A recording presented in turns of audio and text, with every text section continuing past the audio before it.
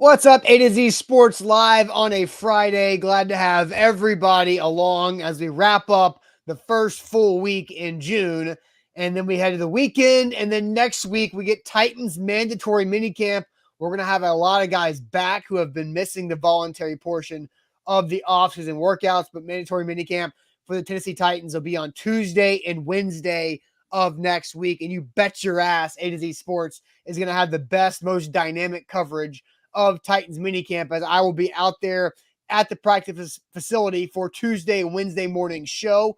And then I'll be going to practice and we'll be reacting to everything that goes on with Titans mandatory minicamp. Derrick Henry should be back in Nashville. Jeffrey Simmons, Bud Dupree, Harold Landry, Zach Cunningham, Nate Davis, Danico Autry, all these big name guys that have been missing will be back next week. So looking forward to that. But today, we have a good conversation. Jack and I did some math pre-show, which we did pre-show, right, Jack? We live math. We did pre-show math to make sure we can do our cross checks there to make sure we're on the right track. But Hunter Renfrow, wide receiver for the Las Vegas Raiders, got paid this morning by the Raiders. We'll talk about what that means for him and also how and what that might show Kyle Phillips that what he has to accomplish to getting paid in the NFL as a late round draft pick, slot wide receiver. Kyle Phillips did draw a lot of comparisons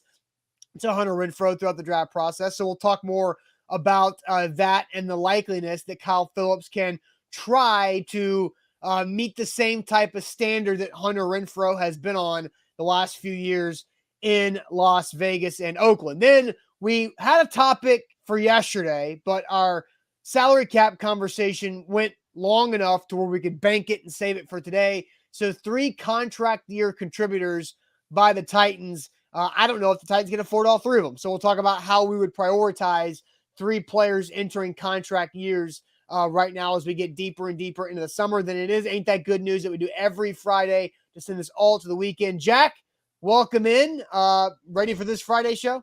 Made it to Friday, everybody. Who's happy? I'm every time Friday rolls around, I'm just always in a good mood. I'm in an especially good mood today because Austin Stanley here is going to be paying off a magic bucket debt here pretty soon. Yes. But like he mentioned, Hunter Renfrow got his money. Can Kyle Phillips get to that level eventually? We'll see. We'll talk about it here soon. And then, of course, the 3 guys that we're going to talk about coming up on contracts next year. I think you guys will definitely have some opinions on those fellas. But as we're getting into the show, we got good news later on. Before we get to that good news, before we get to all our Titans topics, we got to make sure everybody's doing their job in here. If you're watching on Facebook, share the show. Share it to Titans group. Share it to your friend's timeline. Share it to your timeline. Put it on your parents' timeline. Let's grow the conversation. We're going to have a Titans conversation on this Friday. It's going to be a fun time. If you're watching on Twitter, same deal goes for you. Retweet it. Litter your followers' timelines with the A to Z Sports Morning Show. We need more Titans fans in here. We want to hear from all of you today throughout the show. So let's grow this conversation on Twitter. And if you're watching on Twitch, text that link to your Titans groups. You got Titans friends who are looking to check out of work early today, maybe not even start work, maybe just watch the morning show and begin work after.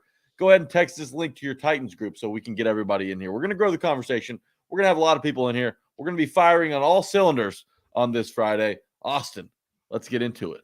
Yep, let's do it officially. Welcome into A to Z Sports, powered by the BetMGM app. I'm Austin Stanley. He is Jack Gentry in for Zach Bingham. Zach will be back on Monday after his trip to Dallas, working our Dallas market this week. But got to make sure that we tell you guys where we go. We go live every weekday morning at 8 Central Time on Facebook, YouTube, and Twitch. You can also find the links to the show on our Twitter feed and our Instagram story. Plus, hit us up on TikTok for more Titans practice coverage as well. We got to thank our sponsors because they make it happen for all of us, and they also help you guys out with Wilson County Hyundai. Make sure you make them a part of your new car buying process by going to see them in Lebanon or simply check them out at wilsoncountyhyundai.com. The Bone and Joint Institute, boneandjointtn.org, the region's destination for comprehensive orthopedic and sports medicine care. Plus, Farm Bureau health plans get better coverage, better service, and better rates by finding a health plan for you at fbhp.com FilliPs.com/ATOZ. So, Jack, we'll talk more. I gave a shout out to Farm Bureau Health Plans yesterday, starting the show, because they were out at the Nashville High School Sports Awards. Well, guess what last night was? It was the Knoxville High School Sports Awards, and Farm Bureau Health Plans was also there, giving back to the community, not just in Nashville, but across the entire state of Tennessee. So props to them as always. So Hunter Renfrow gets paid, Jack, and we're going to dive into this and what that means for Kyle Phillips and how he can look at Hunter Renfrow's trajectory of his career with the Raiders and see if he can kind of match that and do the same type of things with the Tennessee Titans with opportunity. But before we dive deep into that, I do have to pay off the magic bucket. Yes. And I'm here paying off the magic bucket with my bottle of pecan vodka from Cathead, which is a distillery in Mississippi, right? Okay. And so the reason why I chose pecan vodka is because it's still the morning. I'd like a little bit of flavor with my vodka. If I'm gonna have to take a shot because the magic bucket told me to at 8:16 in the morning, I would rather it have some type of flavoring to it rather than just straight alcohol to the dome. So yeah, it looks pretty good. Yeah, I need to wet my whistle first. Okay. So that's just water. I'm not chasing it with anything like you did there, Jack. Well, I drink cold sake in the morning. No one likes to taste a cold sake on their breath at 8 in the morning. Pecan vodka you can work with, I guess. All right. Cheers, everybody. Ooh, yeah, that'll put a little hair on your chest. Little pecan vodka to start the day. Yeah, and Orlando says if it's a Mississippi distillery, that's basically gas. I will say, I do appreciate the Cathead brand. They make good product, and it's only like $20 for a bottle of vodka, and they've got other type of flavors too. And I didn't want to waste any of my good bourbon by shooting my good bourbon. That would be a terrible decision by me. Anyway, all right, now let's get this thing rocking and rolling here, Jack. Now that I feel good. All right, Hunter Renfrow gets a contract extension from the Las Vegas Raiders. That contract extension is a 2-year extension as he goes in to the last year of his rookie contract as a late round pick, worth a total of $32 million and $21 million guaranteed. First off, Jack, what do you think about the Raiders giving Hunter Renfrow? Look, the average annual value, $16 million. A.J. Brown wanted 25. A.J. Brown got 25 average from the Eagles. Hunter Renfrow gets 16. How do you feel about that? It's less than what Christian Kirk's getting in Jacksonville. Crazy. So it goes to show that not all GMs have to cave in because the Jaguars decided to blow the market up at the wide receiver position. Hunter Renfrow, he's off to a good start in his career. I mean, he's a Pro Bowl wide receiver. He made the Pro Bowl last year. He's a guy that is quickly emerging as one of the best route runners, especially short yardage route runners that the NFL has. He can cut on a dime. He's a player that a lot of teams counted off on draft night, but a guy who had success in college at Clemson and comes into the NFL. I mean, under Derek Carr is not a bad quarterback, but no. It'll be interesting to see what he does this year with Devontae Adams, because Hunter Renfrow's kind of been working as the number one in Las Vegas and Oakland. I mean, the number one in Las Vegas is Darren Waller, of course, the most talented pass catcher they have. But right, Renfrow, but again, now you're thinking Darren Waller has been paid, not to the level of like repaid, but Darren Waller's making good money. Devontae Adams making like $27, $28 million a year, and now Hunter Renfrow getting a $16 million a year extension. So they're putting a lot of resources into Derek Carr's pass catchers and the weapons around him to make sure it works. Well, they know what they have, and I think it's a smart move for Las Vegas to get this done now, because he's coming off his first 1,000-yard season, and really the sky's the limit for him this season. I mean, Devontae Adams is going to be commanding guys a lot of secondary's attention on the outside, Darren Waller on the inside, and you got Renfrow to slip right in between those guys, kind of go unnoticed, find himself open in pockets on the field. And while he had 1,000 yards last year, I don't think a 1,200-yard season's out of reach. So to pay him now, compared to paying him next season after he has what I assume will be another big year, I mean, you're saving yourself some extra money. Sure. Sure. So what does this mean for Kyle Phillips? And again, we don't want to get ahead of ourselves, right? We want to have this conversation logically and respectfully and not getting too projectile on Kyle Phillips. But Kyle Phillips was comped as a Hunter Renfrow type receiver. Both guys played at the Power 5 level. Hunter Renfrow at Clemson, Kyle Phillips at UCLA. Both guys very, very productive at that college. At Clemson, obviously, Hunter Renfrow was a part of national championship type program where he caught a game-winning touchdown pass in that national title game. Kyle Phillips was not exactly that, but one of only like 5 guys last year in Power 5 football who had double-digit touchdown receptions, right? I find that as an interesting stat is that Kyle Phillips and Traylon Burks were 2 of 5 guys to have double-digit touchdown catches at the Power 5 level last year that came out in the draft. The Titans got both of those touchdown scores. So Kyle Phillips comes to the Titans like Hunter Renfrow showed up with the Raiders as a very polished product. The reason why they fall down to day 3 in the draft is not because of their ability, but because of their measurables, right? Everybody looks at the guy who's 5'10, 185, 190, who doesn't have top end speed. He doesn't have pure explosive numbers of testing at the combine or at the pro day. He doesn't have a trait that just jumps off the page at you, but the guy knows how to get open.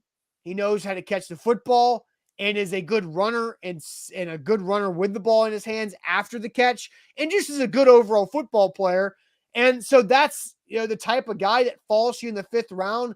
If you're the Titans and Kyle Phillips, you're curious to see how this works with Kyle Phillips and the Hunter Renfrow contract extension. Yeah, and MB asks, are we just making this comparison because he's also a white NFL receiver? And, those are the guys he got comped to coming out of the draft. It seems like this happens every time a white dude that plays in the slot gets drafted by a team. Oh, it's the Cole Beasley, Julian Edelman, Hunter Renfrow type, right? But the comparisons between They're all grandchildren of Wes Welker. Yes. There's really a lot of similarities between the two, not just with how they play, but Kyle Phillips' 40-yard dash time at the combine of 4.58. It was one of the slowest amongst the receiver groups at the combine. But his first 10 yards was like 92 percentile. And he had a great 3-cone drill. But So Kyle Phillips had a 4.58. Well, what did Hunter Renfrow run at the combine? A 4.59. So neither of them are straight line burners, but it's what they can do on their on their cuts and their quick twitch movements up towards the line of scrimmage that helps create separation, and that's what makes them great. What made Kyle Phillips a double-digit touchdown receiver in college last year, and what's made Hunter Renfrow a 1,000-yard receiver last season in the NFL. So the comparisons are similar. The way they play is similar. Starting Phillips out as a punt returner, I think, makes a lot of sense, as well as you're heading into this season right now where we are in early June. Who are the receivers you have the most faith in through this part of OTAs? I think Robert Woods, because he's an established veteran. I think Kyle Phillips and Austin Hooper are absolutely in that conversation from what we've seen from him. Obviously, we haven't seen Kyle Phillips play in a game yet. I think we do need to pump the brakes a little bit until we see him in game action with all these comparisons to Pro Bowl receivers. But they do have similar playing styles. They're kind of the same player physically, and I mentioned the 40-yard dash times. They're similar in size, although I think Phillips is a couple inches taller at 5'11". So it's not just they're both listed at 5'11". Okay, both at 5'11". So it's not just that they're white dudes that play in the slot. It's a lot of the same physical attributes are shared between the two. Yeah, no doubt. I'm looking up I think there is an interesting thing to look at when you're talking about Kyle Phillips and Hunter Renfrow, because obviously Hunter Renfrow has developed into a guy who has literally gotten a $16 million per year extension as a 5th round pick, right? So I'm looking at the two differences. Kyle Phillips at UCLA had a career high this past year of 739 receiving yards. When you look at Hunter Renfrow's career high in college, he broke 600 yards in a season one time. Right. So Kyle Phillips had more production overall as a player at UCLA than Hunter Renfrow did. And then you look at this. Hunter Renfrow was a 0-starred dual threat quarterback coming out of high school. Kyle Phillips, Jack, was a 4-star athlete who was recruited by UCLA. So we have to remember Kyle Phillips is not just some try-hard guy who made it in the Pac-12 and put up some good numbers and got drafted in the 5th round because he's a try-hard guy. Kyle Phillips is a good talent. Kyle Phillips is a good football player. And from everything that we've seen at OTAs, at rookie minicamp, Kyle Phillips knows what to do in the NFL for the most part. And so here's what we want to get to. And this is where Jack and I's pre-show math came into play. We want to see what percentage chance Kyle Phillips can match Hunter Renfrow's rookie season. What percentage chance can Kyle Phillips match Hunter Renfro's rookie season? Jack, do you have Hunter Renfro's rookie season available to you right now? I do. Okay, hit me with it. So this was back when the Raiders were in Oakland, but Hunter Yes. Renfrow played in 13 games. He started in just 4 games, but he caught 49 balls for 605 yards and 4 touchdowns. One more time, 49 catches for 605 yards and 4 touchdowns for Hunter Renfrow in his rookie season. Those are pretty solid numbers entering the league. They are solid numbers for a rookie 5th round pick, right? So, all right. So what percentage chance can Kyle Phillips match Hunter Renfro's rookie season? But first, let me tell you guys about our great friends at Farm Bureau Health Plans. I mentioned this 2 nights ago. They were in Nashville for the High School Sports Awards. Last night, they were in Knoxville for those Knoxville High School Sports Awards, because Farm Bureau Health Plans gives back to the community. They care, and that's across the entire state as well. FBHP.com/ATOZ. That is where you should turn for better coverage, better rates, and better service with your health plan, because they've got 200 plus locations across the entire state. Every corner, every nook, every cranny, every major city of the state, Farm Bureau Health Plans has a presence there to make sure that you get what you need from your health plan. So go check them out. Zach's on board with it. He saved 28% a month on his health coverage from his previous provider. Jack, he jumped aboard the Farm Bureau Health Plan family earlier this year as well. You can too at FBHP.com/ATOZ. If you're looking for a sports book to trust, BetMGM is the place to go. If you're looking for a new sports book, if you're looking to get into sports betting, download the BetMGM app and use our code we have for tonight, A to Z 200, ATOZ 200. And in game 4 of the NBA Finals, you put a $10 moneyline wager down on either team, Boston or Golden State. You get to pick. But as long as one single three-pointer is made in that game, your $10 automatically turns into $200. One three-pointer between the Golden State Warriors, arguably one of the best three-point shooting teams in NBA history, with the best three-point shooter in NBA history on their roster, playing against the Boston Celtics, who are known to knock down a few themselves. So remember that code, A to Z 200. Put a $10 moneyline wager on Golden State or Boston, and that $10 turns into $200 when one three-pointer goes through the net. Yep. Visit BetMGM.com for terms and conditions. 21 or older. Tennessee only new customer offer. All promotions subject to qualification and eligibility requirements. Rewards issued as non-withdrawable free bets or certain credit. Free bets expiring 7 days. For problem game support, call Tennessee Redline 800-889-9789. It is eSports here live on a Friday. Kind of hard to do that BetMGM disclosure after that shot of pecan vodka earlier.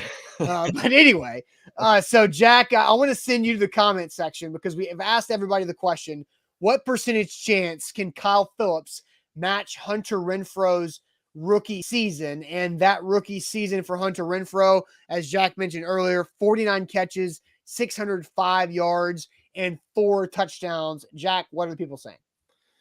Yeah, so we've got a lot of mixed replies here. Yeah. Let me get to the top. I want to make sure I get everybody.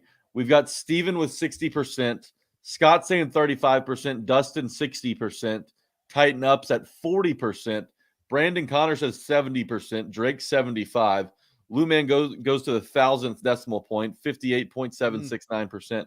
Stephen King dropping a 72.18%. Nate John says 25% is Derrick Henry's offense. They're not passing. They're not spreading it around enough.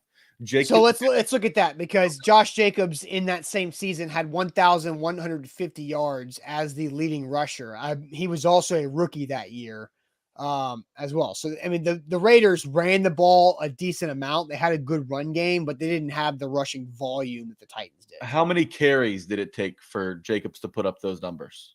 So Josh Jacobs had 242 carries. Okay, that's a solid workload.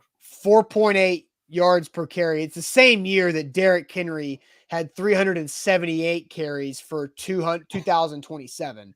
So the Titans overall ran the ball 521 times, where the Raiders ran the ball 437 times. The Raiders threw the ball 523 times. The Titans threw the ball 485 times, right? So there's definitely something to what Nate's saying. Is obviously the Titans are more run heavy, but what is it like this year?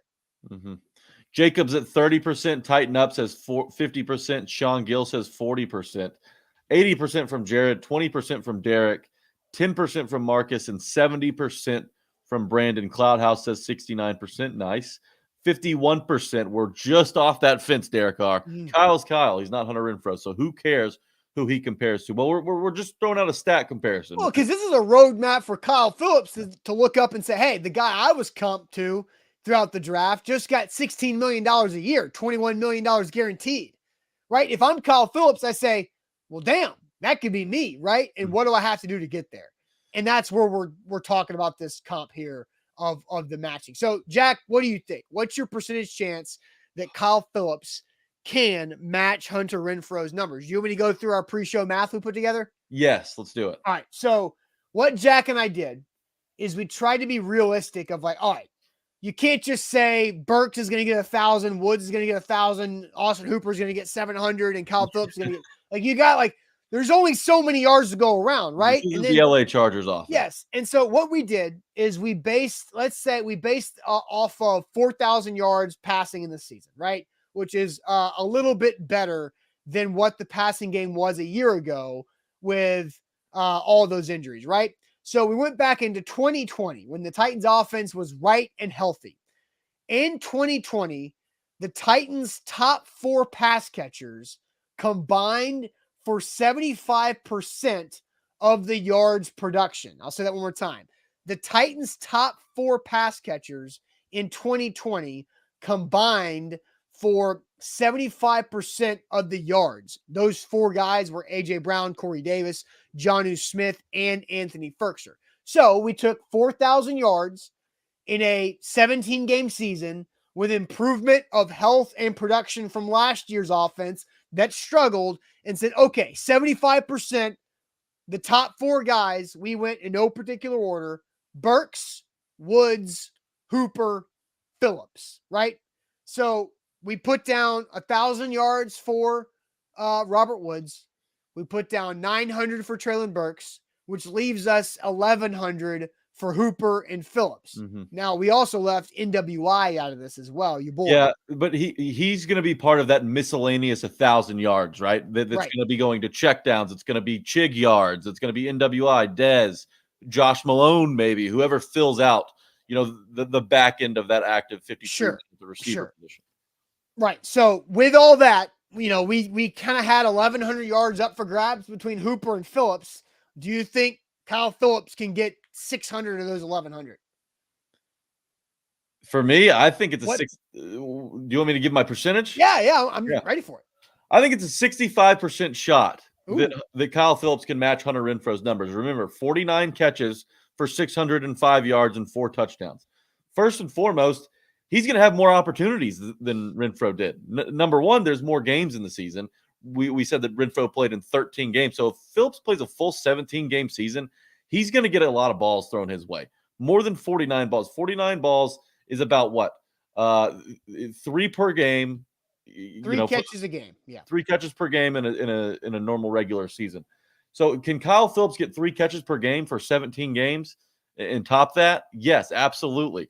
He's going to have more opportunities early as Robert Woods works back from that ACL, as Treylon Burks catches on in this offense. I think Kyle Phillips is probably a little bit ahead of him just with conditioning and all of that stuff playing a part. I think he'll be on the field more often than Treylon Burks probably. So I think he'll have, number one, more opportunities. Number two, I think that Ryan Tannehill loves this type of guy in the offense, right? That's why the Titans went out and signed Adam Humphrey a few years ago. He likes throwing to tight ends. He likes throwing to receivers on underneath routes, and letting them do work after the catch. So Kyle Phillips and Ryan Tannehill, that's a match made in heaven. I think that Kyle Phillips will catch more balls. I think he'll go for more yards. And I think he'll honestly score more touchdowns. I'm looking for 5 to 6 touchdowns from Kyle Phillips this season. It gives Todd Downing another option, too, in what he wants to run on offense. I think that having a guy as versatile as Kyle Phillips and who could do, he can hurt you down the field. He can hurt you underneath. He can hurt you at the line of scrimmage.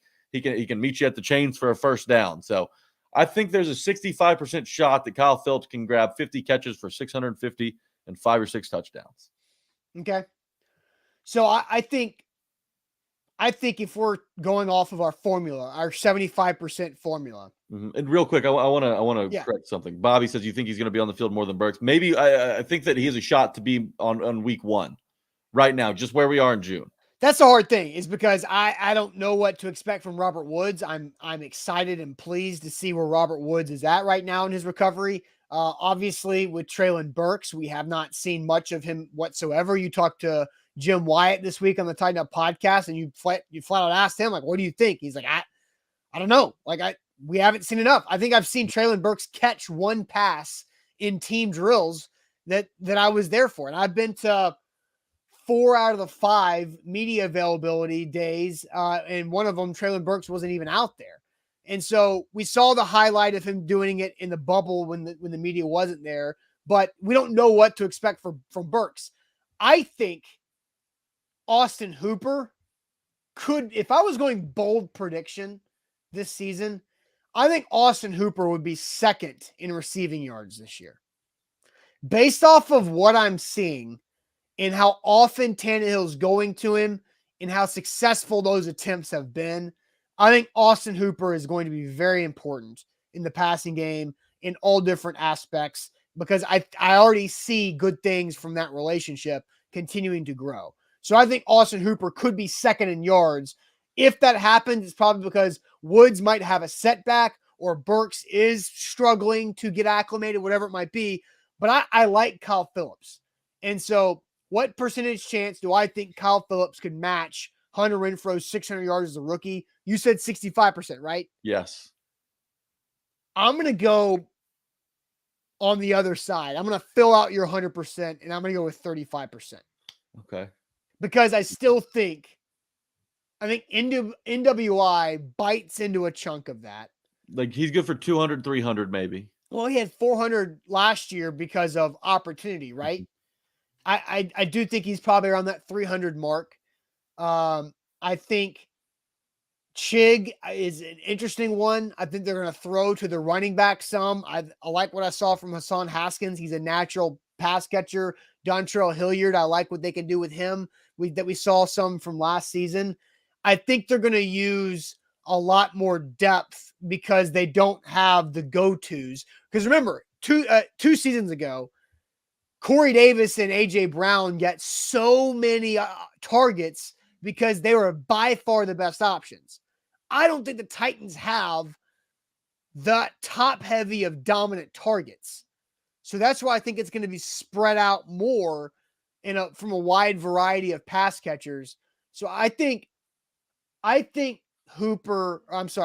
Phillips is more likely to be around that 450 to 500 yards, which is still plenty in this Titans Derrick Henry first offense. Yeah, you're right about the spreading it out and everything. And there's going to be more balls to go around for different guys. But they don't have, you're right, they don't have that guy that you can force feed. They don't have A.J. Brown where, it's things aren't going right. Let's just get A.J. Brown the ball a few times this drive. They don't have like a guy that they can force feed. At least that hasn't who Robert Woods has been with the Rams. Now his role is changing coming to Tennessee, and obviously we'll see what Burks can do. But just from a mathematics standpoint, for Kyle Phillips to get to 600 yards, playing a full 17-game schedule, he's just got to get 35 yards a game. 35 yards a game and 3 catches a game. You don't think you think there's a 35% shot that he can't, or excuse me, you think there's a 35% shot that Kyle Phillips cannot get to 35 yards a game on 3 catches? in a touchdown every 4 games. Yeah, but again, like that's A lot. but it's not asking. It's not. But like you have to look at just the availability the Titans have and don't have in their offense. Because I mean, Well, there were he's going to have the most opportunity. He's going to have way more opportunities than Renfro did. He's going to have more balls. Look at AJ Brown from last year, Jack. Like, how many times did AJ Brown go over 50 yards in a game? 5 times. That's it. And when he did, he went way over. Yeah. He went way over with 91, 133, 155, 145, and 68. Yes, he went significantly over. But he's also got games of 43, 38, 42, 16, 41. Jack, I just listed all those low numbers. All games that I just listed of those low numbers were Titans wins, right? Like, that's the different thing about this team is that their best pass catcher can go for 43 yards, 38 yards, 42 yards, 16 yards, 41 yards, and they win the game. Why? Because of the Derrick Henry setup. I just look at it this way. So before the game, and obviously I'm into the sports betting realm. If you offer me props, and obviously I don't know what I would take week 1, having not seen him play yet. But if you give me Kyle Phillips receiving prop, right? Receiving yards prop, over under 35 yards. I'm going to be tempted to take the over. Under all day. What are you talking about? Under. You have no idea what the percentage of snaps is. I mean, I would guess BetMGM would probably have the over-under set at like 18 or something for the first 17 and a half or something. Yeah, exactly. So that could change throughout the year. You want to see how much he's used early on. I'm not going to say you just blindly bet that every game throughout the season, but once he gets a hang of it, and maybe once Burks gets out there, that helps him to take some attention away from the slot position. He's going to be quicker than everybody who lines up against him this year. Kyle Phillips is going to be quicker than whoever he lines up against. He may not be faster, but he'll be quicker. I think that 3 catches for 35 yards a game, I think that he can do that. Now he's going to have some games where he disappears because, well, quite frankly, the Titans' passing attack disappears at some times, and you just kind of got to turn it over to the king and let the king do what he does. But 3 catches for 35 yards, I think he can average that on a 17-game schedule and get there. He's got to be healthy for 17 games. He's got to be out there. He's got to be available. But he's certainly going to have a lot of opportunity. Right. Yeah, he'll have opportunity. But again, like if you look at NWI, who had 470 yards, NWI had games of 10, 6, 16, 14, 10, 25, 31, 32, 38, right? He had one of 0 against the Dolphins. He had 0 catches on 2 targets for 0 yards, right? Yes, but I don't think that that's necessarily a fair comparison because the opportunities that Kyle Phillips will have this year are probably still going to be greater than what NWI had last year, even with the injuries, right? Because when he was playing some of those 16 yards games, those one catch, 0 catch games, sure, he played, but he was playing as the next man up behind Julio and AJ or one or the other when one of those guys was down. So, but Kyle Phillips will be out there in his own role in slot, not playing behind anybody. So that's why I think Kyle Phillips will have more opportunities in NWI and have enough opportunities to get to those numbers that Renfro set in his rookie. All right. So Bobby, I think, had a really good comment, and I want to get to the numbers of what Bobby was saying. So hold on, let me get back to my stat page so I can pull this up because Bobby's correct. And Bobby says, he goes, I don't think Jack's really grasping what 3 for 35 really means in the Titans offense. Tannehill averages like 17 completions per game. So I'm going to go through and do exactly how many completions Tannehill averages per game, which is 21, right? So 21 completions per game for Ryan Tannehill. Can Kyle Phillips consistently get 3 of those 21 when he is at best the 4th option, right? Are we saying at best he's the 4th option? You really think that? Yes, he is behind Burks, Woods, and Hooper.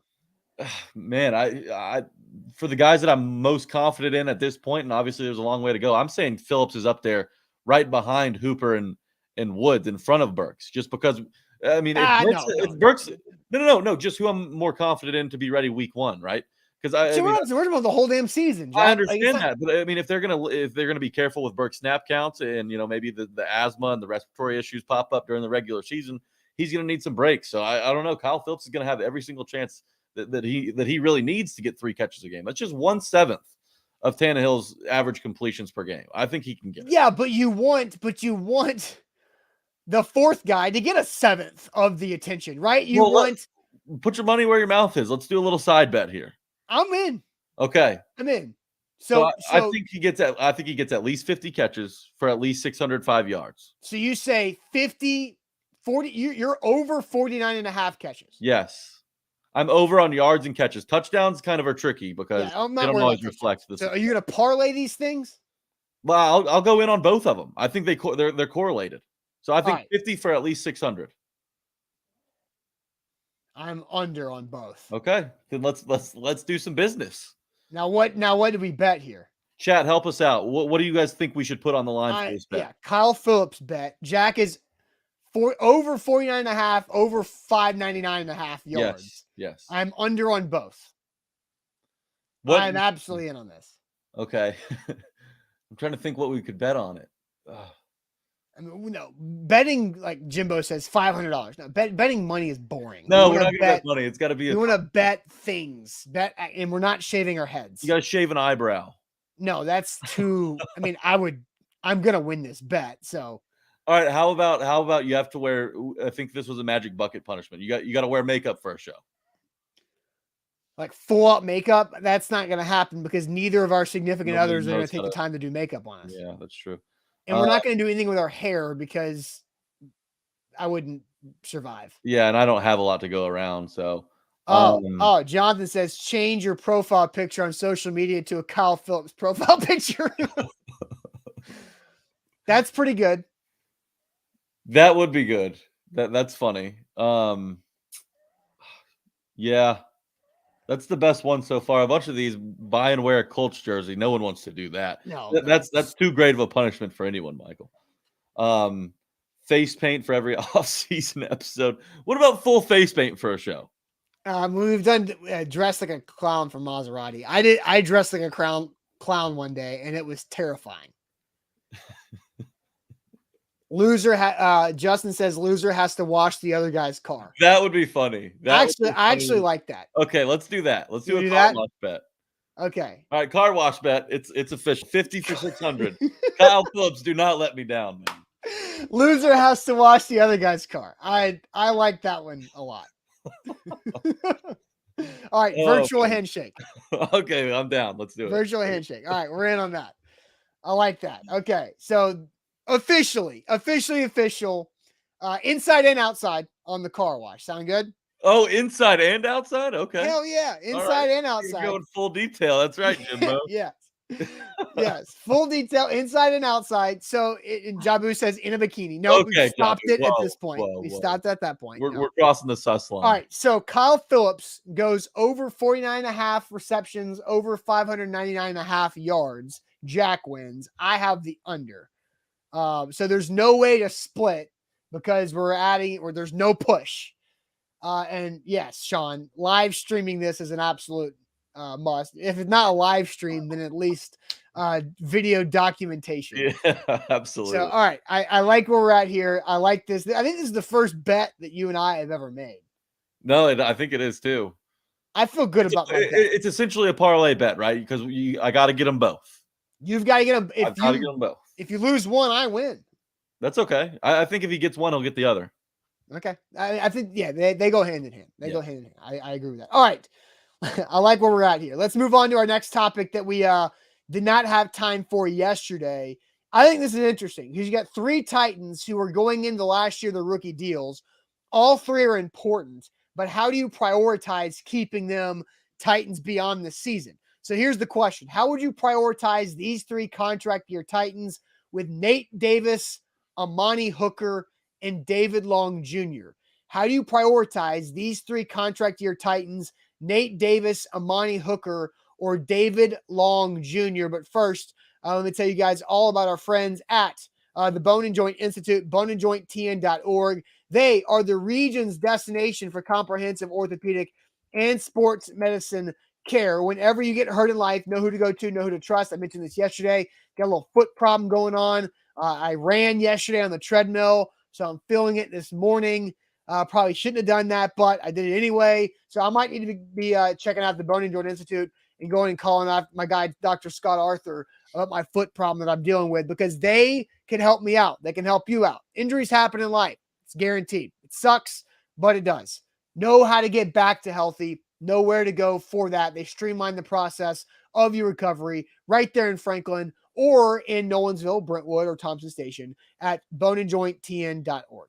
Let's talk about a special promotion A to Z has with BetMGM tonight. For new users, if you do not have the BetMGM app on your phone, if you're not a part of the BetMGM betting community, I'll call it, then you need to get in if you're into that type of thing, because we've got a special promo code A to Z 200. You put $10 down on the NBA Finals tonight. It could be either side. You can bet Boston or Golden State. Doesn't matter. That $10 turns into $200 when a single three-point shot is made in that ball game. Doesn't even have to be by the team you bet on either. So download the BetMGM app, use promo code A to Z 200, ATOZ 200, and you'll turn $10 into $200 with one single three-pointer made in tonight's Game 4. All right, A to Z Sports here live on this Friday show. I like this question because I've already seen a lot of different answers. I've seen all three of these guys be listed first. So that's good. That means we got a good question out there. The question is, how would you prioritize these three contract year Titans in order of draft pick? Nate Davis, Amani Hooker, David Long Jr. Jack, I'll send you to the comment section. Mark Jones just says yes, all three of them. All three. I mean, it would be great, right? Like, I think it would be awesome if the Titans could figure out a plan to get all three of these guys back, because they're all three starters. They're all three multi-year starters, and all three are very, very important to this year's success. And none of the three will really break the bank. Clayton Smith says Hooker, Long, Davis. He's going Hooker as the most important to get done. Nate Davis is the least. Long, Hooker, Davis. So we see Davis still in third here, but David Long jumping to the one spot. Here we go. Hooker, Long, Nate. Nate Davis, number one with the O-line draft history. That's a good point, Danny, because the Titans haven't had a lot of success in the draft replacing some guys that they let walk out the door. Hooker, Long, Davis is the order, says Brock. David Long Jr., then way down. Big gap in between David Long Jr. Then you got Nate Davis and Amani Hooker. No. Let me stop you there. I think the people who put Nate Davis first are right. Really? Look at the Titans draft class this year. I don't know about here's what the Titans do. The Titans do a good job of drafting a year ahead of when they need the player. Most of the time, like over the last 3 years, right? When they've been playoff teams, they've been drafting a year ahead, right? Yeah, except at the wide receiver position where they waited to get Dez in the 4th round. Yes. But typically drafting a year ahead at other positions, right? They drafted a safety in the 6th round. They drafted a linebacker in the 6th round. They did not draft an interior offensive lineman whatsoever.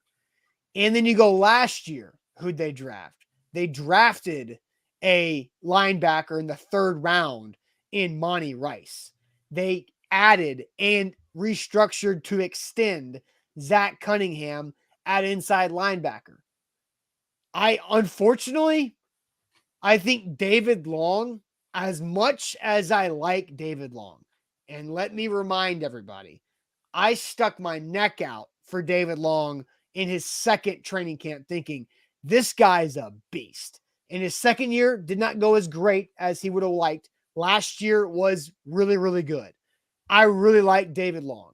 But from the way they're constructing their roster, they have other options, and they can allow David Long to walk if he gets too expensive.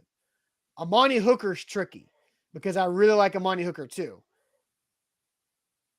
But they've got more depth there. They have 0 depth at interior offensive line. Well, so give us your 3. Let's rank them. How do you prioritize them? Yes.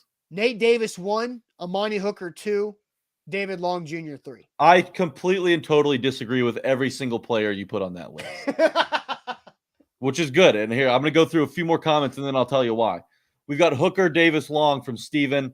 Long Hooker Davis, says Mark. Hooker Davis Long, says Henry. We've got one Hooker, two Long, three Davis from MB. Billy Jones just says Nate Davis. So I'd imagine he'd put Nate Davis one. We've got Davis Hooker Long from Jacob. Davis Hooker Long from Juan. So that's where I'll stop. I'll let you know why I Now, disagree. Ken's saying that's insane, Austin. I agree, Ken. Isn't it bizarre? How is that insane? Let's talk about it. Number one, Amani Hooker cannot be first on this list no matter what. Let's get that out. Cannot be? No, he cannot be number one on this list. Because no matter who you put next to Kevin Byard, you're probably going to have some type of success. We saw it with Kenny Vaccaro. You could put you even put Dane Cruikshank back there at times, and it worked with Kevin Byard. Because you have an all-pro caliber safety right next to you, you don't have to prioritize that guy. And Amani Hooker was great for the Titans last year. I'm not saying Amani Hooker isn't a good player. I'm with you, about David Long. Look, all three of these guys have been really, really, really good for the Titans. Like they're all three like third round or later draft picks. And I'm not trying to demean Amani Hooker at all. I'm just saying of these three guys, Amani Hooker cannot be number one just because Kevin Byard is next to him. No, I think Amani Hooker is the highest ceiling player of all three. I think he's the best player of all three. That's an argument I could get behind because we kind of know what we have in Nate Davis, right?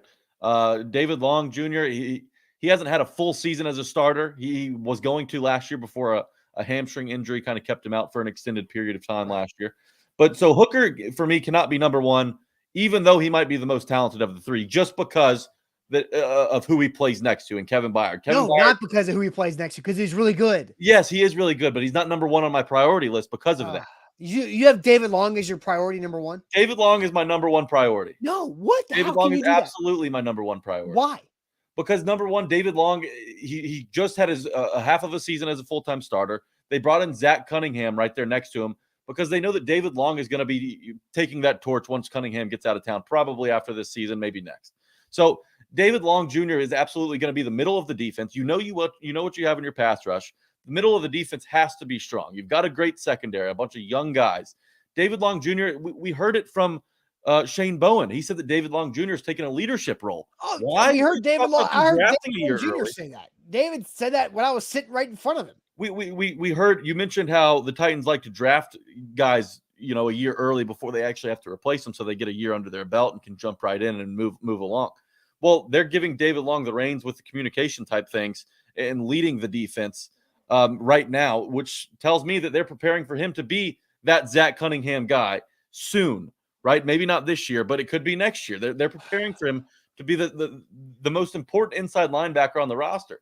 You've got to be strong at the linebacker position. No, like that's to be strong. No. Steven says the Titans have had a carousel at middle inside linebacker. You can continue it because we thought at once upon a time we thought Jayon Brown was irreplaceable.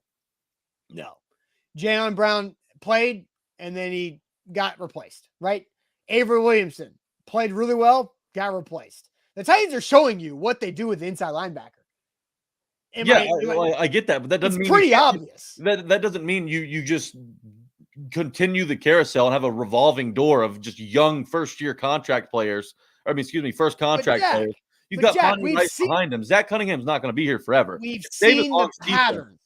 We've seen the pattern of what the Titans and John Robinson do with their inside linebackers: draft, replace, repeat. That's like 3 generations of draft, replace, repeat. 3 different cycles. Avery Williamson, Jayon Brown, David Long. They have Monty Rice, right? They've got so they're already Rashaan Evans is in there too with Zach Cunningham. Jayon Brown and Rashaan Evans should be the prime examples for why you need a strong middle of your defense. No, because they replaced them super cheap. So the linebacker position is not an expensive one in the first place, which makes it easier to find David. Let me go through it. I love David Long. Yeah. I love David Long. I think he's a really good player. We like all 3 of these players, but we're ranking them. So, but they already have Zach Cunningham. They restructured his deal this offseason, so he's got an out in next offseason for $4.5 million. Now they could keep Zach Cunningham at $13.7 million or cut him, but he still counts 4.5. So that's going to be one of those situations we'll be monitoring early next offseason of Keeper Cup, just like Saffold and Lawan and Jackrabbit, right? It's a $9 million difference. I mean, unless Zach Cunningham lights the world on fire, I'd expect them to kind of walk in different directions after the season, and that would be when David Long takes over the middle of the defense. So but you have to gets the helmet. What's the price of Zach Cunningham at 4.5 dead money in David Long's new contract, right? So look, again, and plus having Monty Rice and having Chance Campbell, right? They've got depth there. They're building their depth in the inside linebacker. They have zero depth at guard. We don't even know who the hell is going to start at left guard. Aaron Brewer, do you believe in him? Do you believe in Jacoby Jones or whatever the heck his name is? Jones, put some respect. Jamarco Jones. Nate Davis, there's nobody else. They got Corey Levin. Like, do you believe in anybody at interior guard outside of Nate Davis? The answer is no.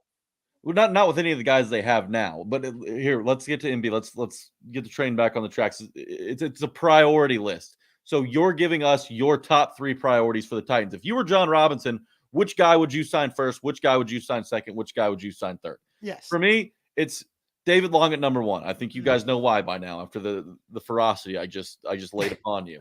Number 2 is Nate Davis, and number 3 is Amani Hooker. Amani Hooker is a good player, and I'd like for the Titans to keep him back there as really just an anchor to that secondary. But David Long Jr. is there. I've seen more out of David Long Jr. that makes me feel good about what's happening in the middle of the defense. You can have a good pass rush, you can have a good secondary, but if you can't cover tight ends in the middle of the defense, you can't fill run gaps. None of it matters. We saw that with Rashaan Evans. How far removed are we from watching Rashaan Evans with every single run gap? Jack, they replaced. We are saying David Long is not important. But they replaced Rashaan Evans with a 6th-round draft pick in David Long. That's the point. But that's the point. We can't label David Long as a 6th-round draft. Yes, you can. He's not that guy, though. That's what they're paying him. Jack, yes, you can. Because listen, they moved on from Avery. Avery Williamson was a 5th-round pick. Once he ran out that rookie contract, the Jets wanted to pay him $7 million a year. John Robinson laughed his ass off. I'm guaranteed of it. And he said, nope, I'm going to draft this kid from UCLA, Jayon Brown, in the 5th round, and he'll be better than Avery Williamson. That's what happened. And then Jayon Brown's year came up. He got hurt, unfortunately, and Jayon played a great first 4 years with the Titans, right, until he dislocated his elbow. Then they brought him back for a 1-year deal, and then what happened? Jayon Brown got replaced by 6th-round draft pick, this guy we drafted out of West Virginia who's undersized, but he's a badass, in David Long Jr. Then they drafted another badass from Georgia in the 3rd round who can replace the 6th-round pick. So that's what the Titans are showing us their philosophy is with inside linebacker is mid to late round pick to replace the previous mid to late round pick who is now expensive. It's get younger because the linebacker position is a position of physical attrition, war of attrition, right? It's banging your head up against 3 people every snap. Like, it's smart to stay young and stay cheap at that position, and they're doing that with cheaper draft capital. But that doesn't mean you should just kick David Long to the curb after what you've seen so far, right? It was his coming out party was that Ravens playoff game in 2019 where he had like 5 stops alone. And MB for loss, all that kind of stuff. Yeah. MB asked, what tight end was David Long covering? Well, David Long actually just had his best season or best coverage season in his career. He had a career high in passer rating against and completion percentage against. So David Long, while he wasn't drafted to be a guy who can cover tight ends, he's kind of developing. Yes. So for me, it's David Long, number 1, Nate Davis, number 2. Just because the Titans' identity on offense is running the football, David Long is crucial. I mean, not David Long. Nate Davis is crucial in really helping what is a weak right side until we figure out what's going on at right tackle over there. And then Amani Hooker. And it's no shade to Amani Hooker. He's just playing next to probably the best safety in the NFL, in my opinion. I'm glad we disagree because this turned into a really good conversation. Blue says, I wouldn't say a badass 3rd-round pick, Austin. I said Monty Rice was a badass at Georgia. Right. And David Long was a badass at West Virginia and actually was the 2018 Big 12 Defensive Player of the Year. How he slipped to the 6th round, I have no idea. Same reason why Kyle Phillips slipped to the 5th round. Same thing, right? Kyle Phillips, David Long, Spider-Man meme, right? That's exactly what it is. Because David Long's under 6 foot. He's under 230, I think, maybe a little over now. But he's an undersized inside linebacker who plays like a human missile, but he didn't test well. And so scouts are out there looking at traits instead of tape. Because David Long's tape, Kyle Phillips' tape looks really good. They play bigger than what their stature is. And he actually was asked this on Tuesday at OTAs when he spoke at the podium. Says, well, what do you think about when you hear that you're undersized? He says, well, that's revved me up all my career. He says, I was undersized in high school. And goes, and then David Long said something that was fantastic. He was like, you'll see exactly how small I am when you catch me on the field. And I was like, ooh, yeah, right? Like that. And so, and like, again, like I really like David Long. He's one of my favorite players to watch. I love watching David Long practice. And that sounds crazy. But David Long practicing is fun to watch because of the energy, the physicality, the intensity, and the speed that he plays with. And how he stands out from others. But the Titans' philosophy that they've showed with the position is draft, replace, repeat at inside linebacker. I know we're running long here, but I want to ask you and the chat one more question. Okay. If you replaced all 3 of these guys, right? If you replace David Long Jr., Amani Hooker, Nate Davis with another guy in the league that is just the league average at their position, where would you see the biggest drop off? I think Nate Davis is probably pretty close to the league average right guard. He's above that. They're all 3. Last year he had a shaky season, but you could argue that he's slightly above. Slightly above. I think Amani Hooker is the best player of the 3, then David Long, then Nate Davis. But again, where the Titans are at, man, if Nate Davis walks, you're having to reshuffle the offensive line. Yeah, and then Taylor Lewan's not going to be here forever either, and neither is Ben Jones at center. Lewan, every year the Titans begin from starting last year could be Lewan's last year. Last year could have been that. This year could be that. I mean, we don't know, but like it could be. Lucas Burks, can I give the love of the show? I've never distributed a love of the show, but Sure. The Rams could afford them all. The Rams probably could afford them all. Cash over cap. Never forget that. Cash over cap, baby. Lucas Burks, good call. Our lesson from yesterday. I hope everybody enjoyed our lesson from yesterday because I thought it was really, really good. Mm-hmm. I walked away learning a couple things. I mean, that was great. Because right when I think I understand the salary cap, Stan Kroenke comes out of nowhere, and I have no idea anymore. So it was good to kind of get a better grasp of that. But for me, final rankings, David Long, Nate Davis, Amani Hooker. I understand why you love David Long. I just don't think that's what the Titans do, man. I just don't think that's what they do. Okay. Well, I hope they bring them all back, to be honest with you. I mean, yeah, that would be ideal.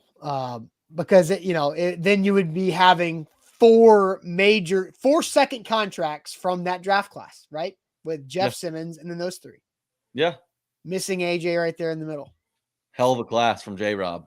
Yeah. Jalen says coming in late where Zach has been in Dallas all week working with our Dallas market. He'll be back on Monday. Appreciate Jack for filling in. Let's go ahead and get to Ain't That Good News to send us all to a great sunshiny weekend. But let me tell you guys about Wilson County Hyundai. Hey, weekends are great times to go buy a car. If you're in the need for a new vehicle, make Wilson County Hyundai a part of your car buying process by going to see them in Lebanon. We were out there a week ago today and saw a new truck drive up and drop off like a dozen plus more Hyundais on the lot. So Wilson County Hyundai can help you out. It is a tough time right now to buy a new car, but Payne Bone and his team in Lebanon at Wilson County Hyundai do a great job of making you feel comfortable, trying to help you find what you're looking for. If they don't have it there, then they'll go find it for you and bring it there. And they've done that in the past. We've heard stories about it. They'll help you out financially with whatever your needs are. WilsonCountyHyundai.com.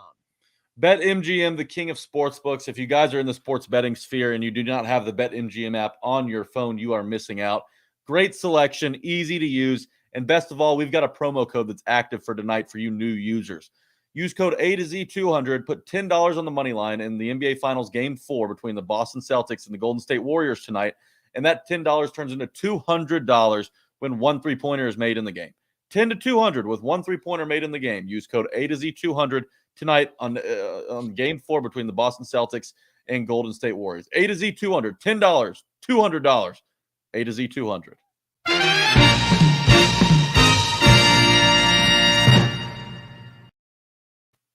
Ain't that good news every Friday to send us all to the weekend? And I will add this, that we do have A to Z Sports Picks presented by BetMGM with Alan Bell and Brian Edwards coming up at 2 p.m. Central. So I know Alan and Brian will help you with Game 4 tonight, because I honestly have no idea what to do. I'm going to wait until I get the advice from Alan and Brian before I put my bets in. All right, ain't that good news to send us to the weekend? Let's see. Here we go. Sean, my son is in Knoxville playing in a basketball camp. He's played against D1 commits and got to watch and be a part of high-level ball. That's always good news. That is awesome. Iron sharpens iron, Sean. I think I remember Sean sharing us a video of his son, or like stats of him putting up like 27 in a game. Sean, how old is your son now if he's playing against D1 commits? Because it might have been a few years since we've seen that. Send him to Vandy. Send him to Vandy. Yeah, they could use it. Hey. Lucas says, good news, getting offered 401k. Not sure I want it with this economy. I mean, whatever you feel. Jerry, boom, headed to Jamaica this morning, or in the morning. Tomorrow morning. All right, that sounds awesome. Apollo, 5-day family trip to the cabins in Gatlinburg next Friday. That's the way to do it. That's always a good trip. I did the downtown Gatlinburg experience, and that is a lot, let me tell you. It's borderline too much. The cabin's the way to go. The last two go right into my good news. So I'll just go ahead and share mine. So I'm not going to Jamaica, but my wife and I did book our anniversary trip yesterday. Our anniversary is July 7th, which is less than a month away. And we just booked it yesterday. That is typically how we go about booking that trip, because we're just like, I don't know, like we'll figure it out. And then all of a sudden, yeah, let's do it. So we booked, we're going to Hollywood, Florida, which is just south of Fort Lauderdale, and one of their beach resorts there. So we booked that. So that's coming up right after the 4th of July weekend. So we just booked that. And we are already looking at booking our cabin trip for the Titans bye week. We went to Slade, Kentucky last year with the two dogs, and went hiking, went zip lining, had underwater or underground kayaking through caves in Slade, Kentucky. So we're going to do that type of trip again, Titans bye week. So we're going to book that next week. Bye week. All right, let me go ahead and clear my schedule for bye week then. You're going to be on the show. It'll be the week before the actual bye Sunday. Yeah, I got you. I'm just playing around. Good news from Mark. Vols in the Super Regionals versus Notre Dame. Oh, the Catholics versus the villains, right? 6 p.m. tonight, 2 wins away from Omaha. Vols can taste it. They're so close. I'll say this. They better freaking win. Tennessee. Can't lose to Notre Dame. No, Notre Dame's out here giving up bulletin board material. And if Tennessee chokes this away, then they deserve to be laughed at. Now, I don't know what's going to happen. I'm intrigued, but, I've seen now Josiah Jordan-James, Vols basketball player, is jumping in on the Notre Dame trash talk. This is where I start to get nervous of like, okay, all right, now there's a lot of heat coming. Yeah. So you can't let this thing down. The Vols have a duty to do against Notre Dame. They have a standard to uphold. Yes. Whenever Notre Dame plays under the bright lights against an SEC foe, they get dominated. That's true. The Vols have to continue that tradition this weekend, and I think they will. The Vols will totally overpower Notre Dame if everything goes as planned. Daughter's been in Knoxville with her grandma all week at zoo camp. Driving to pick her up today and bring her back home tomorrow. Got to see my daughters and mom. A family affair. Good for you, Paul. Good news. Poole is going to go off tonight in Boston and tie the series back up at 2. Go Dubs. Right, so Jordan Poole props is what Steven's saying. Yeah, I saw his number was at 12.5 last game. I almost took it, but he finished at just 10. So I was like, okay. Yeah, but 12.5. Yeah, and he's been putting up 30. I mean, Grizzlies fans remember just how dangerous he was in that series. My, oh my, how much the Warriors have changed since that Grizzlies. My futures bets are making me nervous right now. My good news is tied along with some of y'all's. Mark Jones, he mentioned the Super Regionals. I'm so excited for the Super Regionals. I went from watching as many games as I could last weekend just because of the environment and the intensity in college baseball is really unmatched, and it's something you can't find at the MLB level. And so when I went from watching the Game 7s on Monday, the elimination games, win or go home games, just so much on the line, you could feel it with every single pitch. And then I went to watch MLB the next day. I turned on MLB because I was like, man, I've got this itch. I got to scratch it. It was like going from heroin to Advil. I mean, seriously. I was sitting there scratching like, oh, when Super Regionals is going to start, like when's my next fix coming? Yeah, I'm excited for Super Regionals today. Action gets started. ECU and Texas play today. We got, I think, 4 games today, a bunch tomorrow. It's going to be a really exciting weekend. I think the SEC is going to show really well. So that's my good news. The Super Regionals are here, and I'm pumped up for it. Love it. Love it. Jimbo says he umpires all weekend again, so that's fun. Once again, head on the swivel for Clay Travis. I was going to say, hopefully you don't get Clay Travis's kids' team. Yep. And he also says, might get a new dog for my wife as well. Yes. Adopt, don't shop. That is my suggestion there. Go dog rescue. It is way more rewarding and it's better. Be a good human and adopt, don't shop. That's what I'll say there tonight. So on that, Lucas says, you want picks? I'll give you winners. Drop them, Lucas. Like, let's do it, man. I already mentioned, I'm legitimately scared and hey, Jimbo says we are adopting. Attaboy. Lucas says he'll give us winners. I am scared to pick or make any bets before Alan and Brian tell me what to do. I am. That's a smart strategy. Those guys know what they're doing. They are very good. They do this for a living. Like Alan and Brian, they do this. They literally do this for a living. All they do is NBA, college baseball. Even Alan gave a pick last week that I tailed. Actually, it was ECU, and it ended up winning. Those guys know what they're doing. I took Texas and Stanford that Alan mentioned. Okay, see, we are examples of Alan Bell's success. We are just walking Alan Bell tails. Alan Tail. Alan Bell tails. It's so hard to say. A lot of L's in there. Hopefully like today on the betting slip, though. Yeah, for sure. Lucas says, give me time. Yeah, well, you got our Twitters. There, Lucas. You can find. You know where to find us. We are easy to find. All right, guys. Hope everybody has a great weekend. Buck Rising live Sunday night on A to Z Sports Primetime. Check that out. Buck also has a new 615 Sessions podcast coming out on the A to Z Sports Podcast Network, and I seriously suggest you guys checking that out. Jack and Austin Huff do an awesome job every week with the Tighten Up podcast that comes out on Wednesdays. We got our Big Orange podcast that comes out on Mondays with Charlie Burris and Zach Reagan. I tell you what, there's not a better Preds podcast than what we have going now with On the Preds with Alex Doherty and Sean Smith. So check that out as well. Plus Buck's podcast that I mentioned too. So great content, and A to Z Sports Picks also on the podcast later on this evening as well. So check out the A to Z Sports Podcast Network on your podcast feeds, wherever you get your pods. Jack, anything out the road? And hey, look, it's Friday. I know you guys are going to be sleepwalking through work today, ready for the weekend to get started. You want a good hour and a half to get away, put on the Tighten Up podcast, listen to Jim Wyatt. He gives a lot of camp nuggets. He's out there every day. The regular media is only out there once a week. Jim's out there every day seeing these guys. He gives some camp dark horses. He talks a little Josh Malone. He talks about Traylon Burks, the relationship between Ryan Tannehill and Malik Willis, from how he understands it. And it doesn't get talked about enough, but the cornerback position is such an interesting battle.